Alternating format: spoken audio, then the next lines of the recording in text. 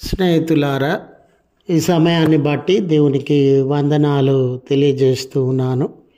ప్రేమపూర్వకంగా మిమ్మల్ని అందరినీ వాక్య ధ్యానంలోనికి ఆహ్వానిస్తూ ఉన్నాను.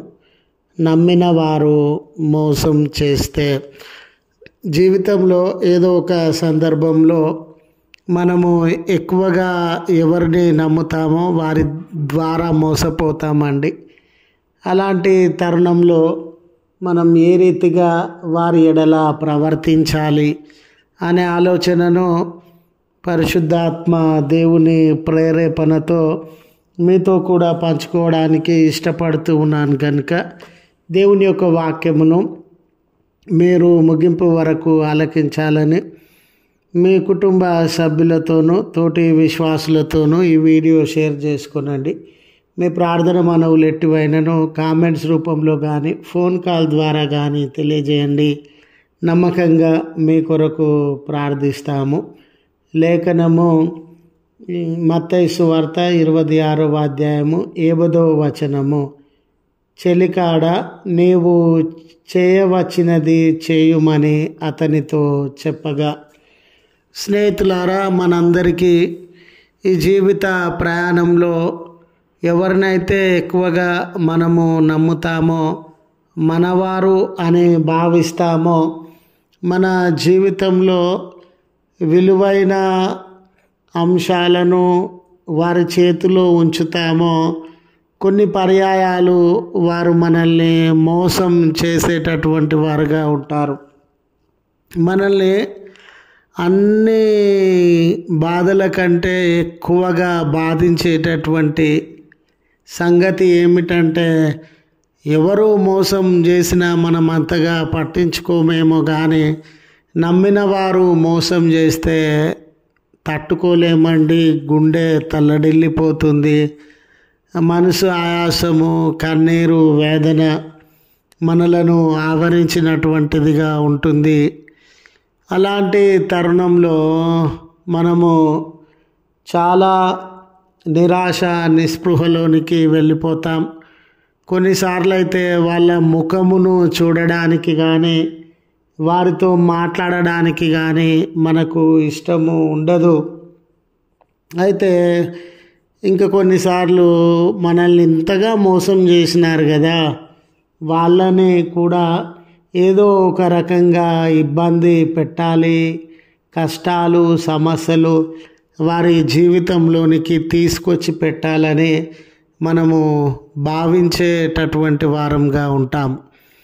అయితే స్నేహితులారా, మోసం చేసినటువంటి వారి ఎడల మనం ఏ రీతిగా ప్రవర్తించాలి అనే ఆలోచన ఈ లేఖనములే అందు మనము గమనించేటటువంటి వారంగా ఉంటాం.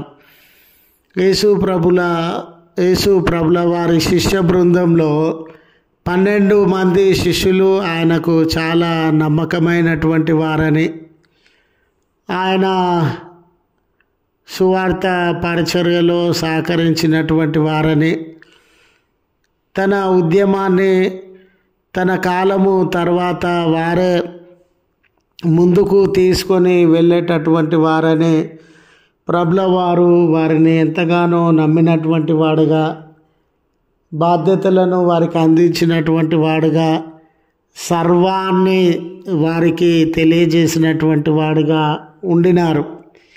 అయితే వారిలో యూదా ఇస్కరియోతు అనే శిష్యుడు ప్రభువు ఆ వ్యక్తిని నమ్మితే ఆ వ్యక్తి ప్రభుల వారిని అమ్ముకొనినటువంటి వ్యక్తిగా ఉండినాడు.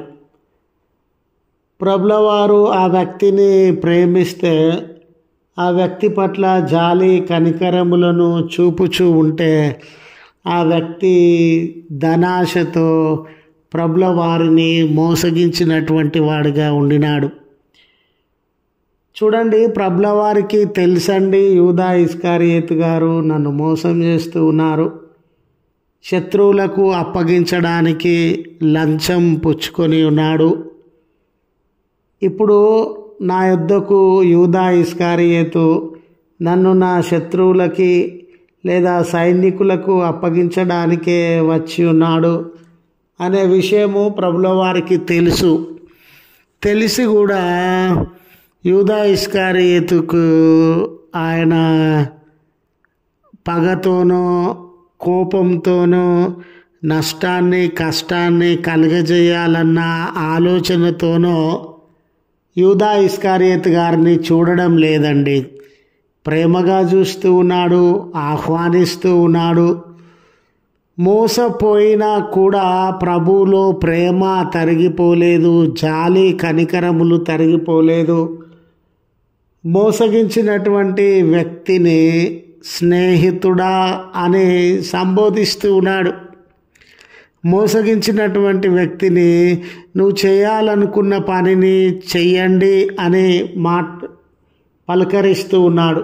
ఆ మోసం చేసిన వ్యక్తితో తన ప్రేమను తన స్నేహాన్ని ఆయన కొనసాగించేటటువంటి వాడిగా ఉండినాడు.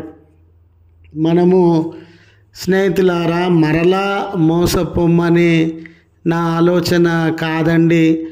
జీవితంలో ఏదో ఒకరి చేతిలో ఏదో ఒక విషయంలో మోసపోయినటువంటి వారుగా ఉన్నటువంటి మనము వారిని బాధించాలనో కష్టపెట్టాలనో మరలా వారిని మోసగించాలనో మన సమయాన్ని ధనాన్ని మనకున్నటువంటి శక్తి సామర్థ్యములను మనల్ని మోసగించినటువంటి వ్యక్తి కొరకు కేటాయించక మన పనిలో మనము నిమగ్నమై మన బాధ్యతలను నెరవేర్చుచు ఆ వ్యక్తి కొరకు ఆలోచించకుండా మనకివ్వబడినటువంటి బాధ్యతల కొరకు ఆలోచించాలి.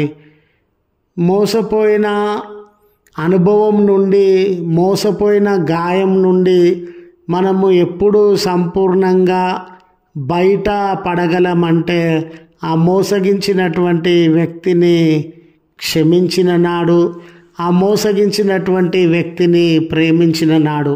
అంటే నా ఉద్దేశం మరలా మోసపోమ్మని కాదు, కానీ ఆ మోసం చేసినటువంటి వ్యక్తి మీ బాధ్యతలన్నీ మర్చి, మీ భవిష్యత్తును మర్చి, ఈ మోసగించిన వ్యక్తి కొరకు పనిచేయడం ఆపివేయండి.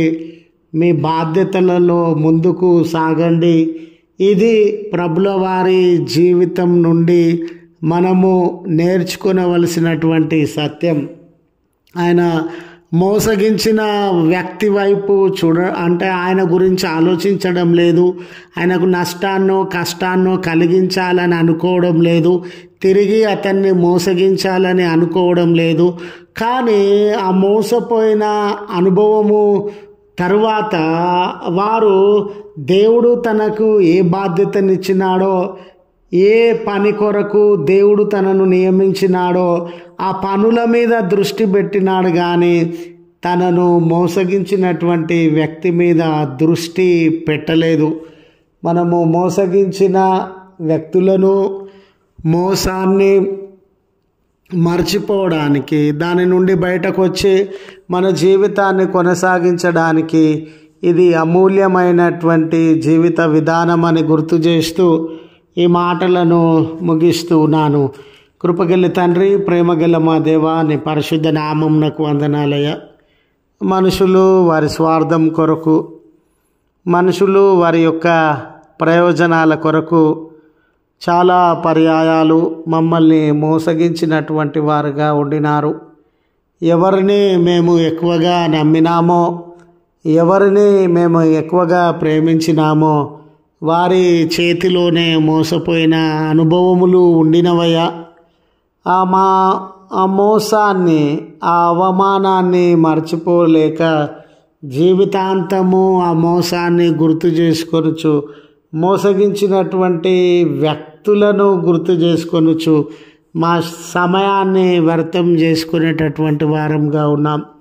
యూదా ఇస్కరియోతు విషయంలో ఆ మోసాన్ని, మోసగించినటువంటి వ్యక్తిని మీరు క్షమించి వాటిని మరచి తండ్రి మీకు అప్పగించినటువంటి బాధ్యతల్లో ముందుకు సాగినారు. మేము కూడా మోసం తట్టు, మోసగించిన వ్యక్తుల తట్టు చూడకుండా మా బాధ్యతలు ఏమై ఉన్నావో వాటి తట్టు చూడగలిగిన నేర్పరితనాన్ని, ఆలోచనను మా అందరి హృదయాలలో దయచేయండి అయ్యా. ఎవరెవరు ఎవరి వలన మోసగించబడినారో ఆ గాయములను మీరు మాన్పండి అయ్యా. వారు తిరిగి వారి జీవితంలో కార్యములను ప్రారంభిస్తూ ఉండగా మోసపోయిన బిడ్డలు గొప్ప గొప్ప విజయాలు సాధించడానికి మీ కృప, మీ సహాయాన్ని అనుగ్రహించమని బ్రతిమాలు కొనుచున్నాం. దయగలిగినటువంటి తండ్రి, ఈ దినపు దీవెనలతో మమ్మల్ని దర్శించండి. బర్త్డేస్, వెడ్డింగ్ యానివర్సరీస్ గుర్తు చేసుకునిచున్న బిడ్డలను, వారి కుటుంబంలోనూ మీ హస్తములతో ఆశీర్వదించి ఈ దినం మా పనులన్నిటిలో మీ హస్తములను చాచి బలపరచుమని క్రీస్తు పేరట వేడుకొనుచు ఉన్నాము తండ్రి. ఆమెన్.